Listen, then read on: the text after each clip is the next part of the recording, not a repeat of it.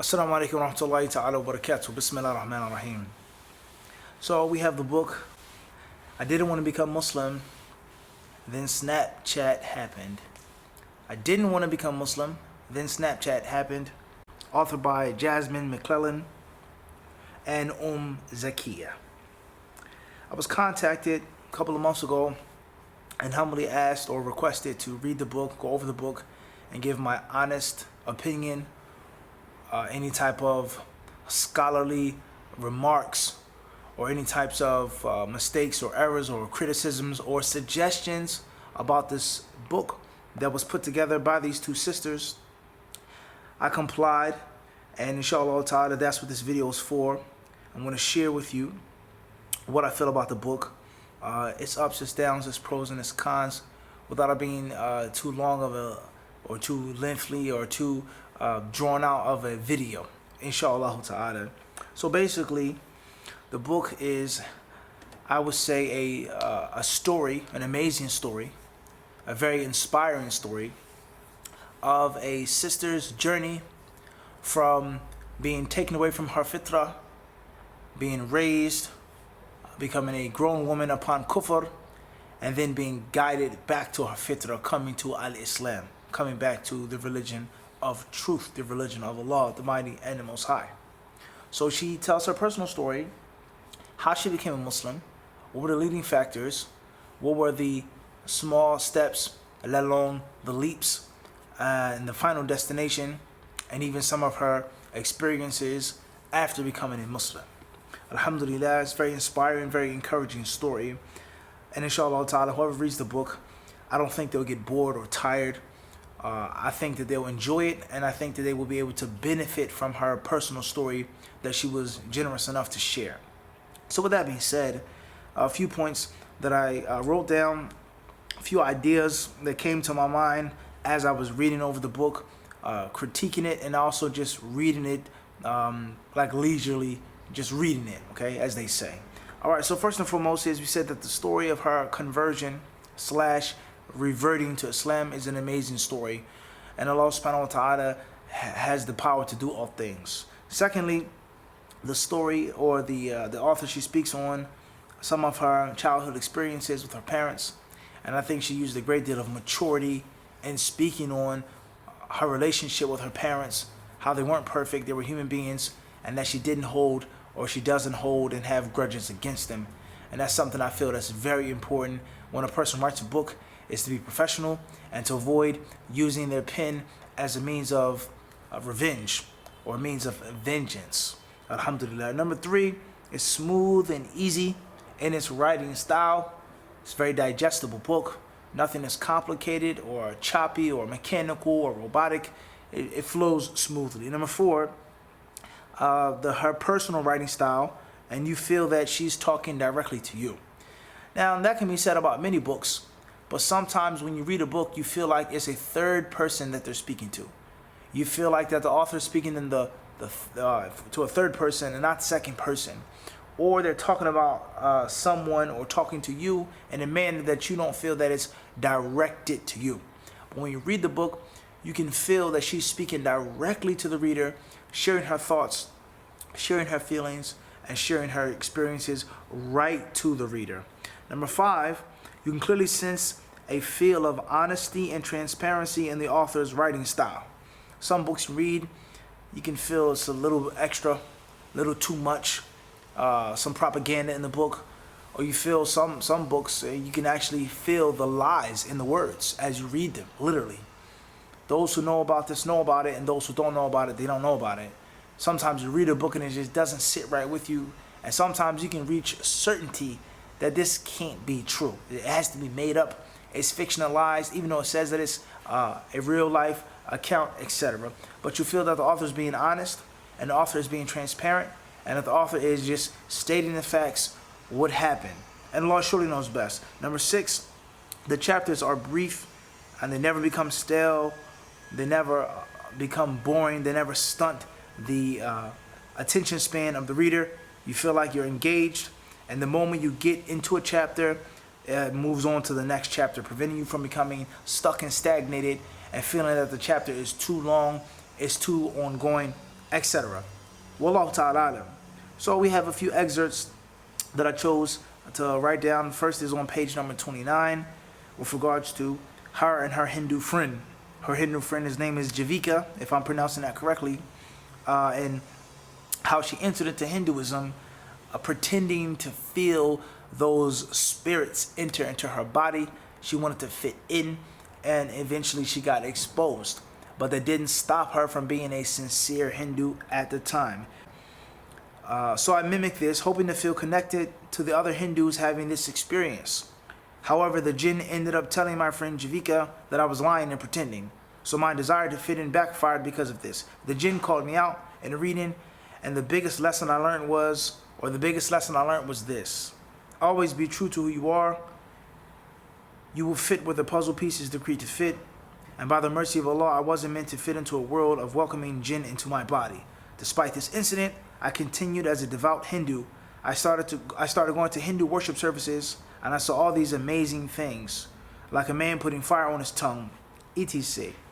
Then we have in chapter number 12, she states their gods support abuse and evil. I think that what made me finally decide to leave Hinduism was what happened after Javika started dating this guy who was a close friend of her family. He was a few years older than she was, maybe in his early 30s, or early 20s, excuse me. The only problem was he used to abuse her. But Javika loved him so much that she stayed with him despite how terribly he was treating her. And then she speaks on how the Hindu boyfriend got mad and upset at her one day, really bad, or badly, and he invoked one of their gods, one of their spirits, one of the jinn, and the jinn had pulled her face in a very grotesque manner, so much so that her face was leaning, and it looked like someone had was permanently hanging on to and pulling her face to one side. And that obviously turned her off greatly, and that made her consciously think how a person can be involved in a religion and a spirituality, or a system of spirituality, a faith in which this type of cruelty exists. All right, and that's the story in itself with regards to jinn possession, and with regards to things that I've seen myself and things that I've heard myself from trustworthy people, with regards to people's faces being contorted, people's bodies being damaged by the direct control of jinn. Waliyadhu billah. All right, and that's a long story in itself. Moving forward, back to page number 35, chapter 14, she says, dating and fasting. The only thing that made me pay attention to Rashid's religion was when he told me it's Ramadan, so I'm fasting. By then, we just officially became boyfriend and girlfriend. I had no idea what he was talking about, but I soon found out. Since Rashid and I were doing what most boyfriends and girlfriends do while they're dating, he wanted me to know etc. And she speaks on her experience with this Muslim man. It's a very interesting story. And once again, you feel that the author is being real and honest, not hiding the information, not feeling shamed or embarrassed, but just keeping it real. I was dating Rashid. Rashid was a Muslim. I wasn't a Muslim at the time. We couldn't be intimate, do what boyfriends and girlfriends do, because he was fasting. Now just stop and think about that for a second. Rashid, even though he's a Muslim, he has a girlfriend. Obviously, they're making zina, but at least he had enough honor and respect not to violate his fast and not to violate the sacred month of Ramadan. At least he had that much consciousness. And that little tiny consciousness and reflection on the law's rights and the law watching him, and it's Ramadan, I can't have illegal sex right now. That right there was a small spark for the sister to learn more about Islam, and for the sister to inquire about Islam and obviously become Muslim. Then in the book she explains that she didn't become a Muslim because of her Muslim boyfriend, but that was the incentive, that was the spark, that was the thing that put her mind into that critical state to start looking and to start searching, and to take that searching and that looking seriously. And that's, I'm sure, something that so many people can relate to, having a Muslim boyfriend, having a Muslim girlfriend, them being kuffar, and them eventually accepting Islam, whether it was because of a girl or because of a guy, or whether that was the initial breakthrough, and the first time you heard about Islam or Quran or Sunnah or Hadith or mosque or the masjid. And even those who accepted Islam because of a girl or a boy, later on they became good Muslims. They became strong Muslims. That's a long, long story in itself. Moving forward, page number 50. After she became a Muslim, she says in August 2017, I went along with Hadiyah to Mount Hope Masjid in the Bronx. And then she talks about her conversion to Islam. Walhamdulillah. The last thing that I will share, or the last few things, quite a few beneficial points and interesting points that I found in the book. She talks about how she how she got married on page 60. During that time, there were a lot of Muslim brothers who showed interest, but none of those situations worked out.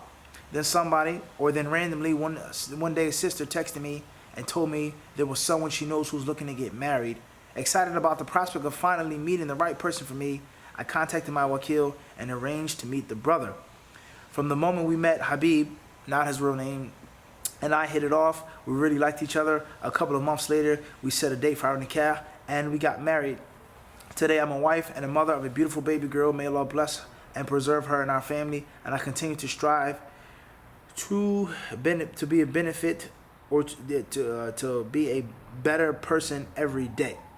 Tell you, before we go that deep, I don't want to spoil the story about how she actually came to Islam and how, subhanAllah, she tried to avoid the guidance. She didn't want to hear the guidance. She didn't necessarily want to listen to it, but she says that it came to her and that Allah wanted some good for her. And that's a lesson for a Muslim, that what Allah wants is going to take place. Allah doesn't have to ask anyone or beg anyone's permission or see how a person feels. When Allah wants, it takes place. He says be, and there it is. All right, so we as servants and slaves of Allah just need to go with the flow of Allah subhanahu wa ta'ala. It's a very, very interesting story, very intriguing story. I don't want to spoil it. You guys can read that yourself. The correlation between Islam and Snapchat, the correlation of the connection between Snapchat and her converting or reverting to Islam is extremely interesting. And Allah subhanahu wa ta'ala surely knows best. On page number 2, she says, at the same time, I'll say this: be careful in guarding your soul, but don't be too hard on yourself, but don't be too soft on yourself either. You've got to find the balance. Make sure you read about shaitan, especially what Allah tells us in the Quran, because shaitan works so hard and tries every single way possible to confuse our mind. Okay? And perhaps she should have placed on page 62 to confuse, excuse me, not our mind, your mind, excuse me. If you're striving to do good while you're struggling with a sin, he's going to make you feel like a hypocrite and thus incite you to give it up, or incite you to give up. If you start doing really well in your life or deen, he's going to make you feel like you're everything and thus incite you with the same sin that caused etc. All right, if I had any criticism or any cons or any things that need to be fixed or adjusted in the book, then first and foremost is the cover. The cover, and if there was an issue with regards to tasweer, with regards to animations, drawing things, living things, imitating Allah's creation, and the dynamics of that, and the detailed fiqh discussion of tasweer and its ins and its outs.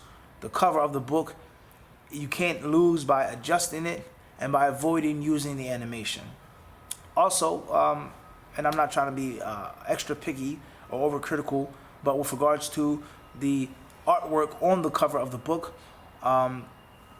you want to reach a broader audience, and you don't want anyone to have a problem with your book, let alone the cover of your book. And for sure, some Muslim men and women, they will avoid the book. They won't pick up the book because of the nature of the animated woman and how she's dressed.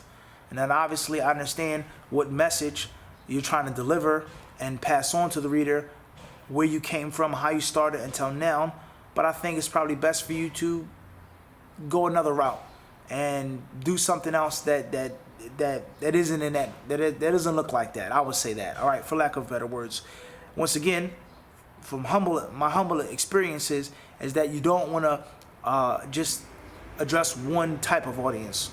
And for sure, many people will walk past the book. They won't take the book seriously. They won't even consider the book just because of the artwork on the cover. So avoid that if you can, let alone actual Islamic rulings on animation and animating someone or something which isn't covered properly. Wallahu ta'ala alam. On page 50, she speaks about going to the Mount Hope Masjid in the Bronx. She says, I remember following her up some stairs, and she went to a woman whom she addressed as Mu'allama, which I later learned means teacher. Hadiyah greeted the teacher and then said, I think my friend wants to convert. Hadiyah and the teacher spoke briefly in their native language, and I noticed that there were some other Muslim sisters there too. Then the Mu'allama turned to me and said, repeat after me. So I don't know if this is how she heard it. What's important is if you're trying to say teacher, then you want to say mu'allima, with a kasra vowel sound, a diacritical mark, and in English you'll turn the A into an I, mu'allima, and not mu'allama. It isn't a trifle, rather it changes the meaning, and mu'allama means taught, and it doesn't mean teacher anymore, so it's distorting the meaning. So if you get a chance, inshallah ta'ala, you definitely want to fix that on page 50. Wallahu ta'ala alam. I don't have too many points of criticism. I didn't see a lot of typos or issues or things to be adjusted. On page number 75, the author quotes a hadith. If anyone testifies that none has the right to be worshipped except Allah alone, who has no partners, to the end of the hadith, and it says Bukhari. It wouldn't hurt if you put the number there. If you put the number, that way the reader can reference it for him or herself. That'll be even better. It's not mandatory, but it definitely will be better. Let alone making sure that you're thorough in the transmission of the hadith. If the hadith is in Bukhari and Muslim, you want to do that. If it's just in Bukhari, you want to state that with the number, etc. Wallahu ta'ala alam. In brief, it's a great book. I think that it will be a means of many people being guided to Islam, many men and especially men and women finally finding the necessary courage to take that last step and do what they need to do and embrace and accept the guidance. Allah subhanahu wa ta'ala surely knows best. Once again, I didn't want to become Muslim, and then Snapchat happened. Allah subhanahu wa ta'ala is the giver of all success.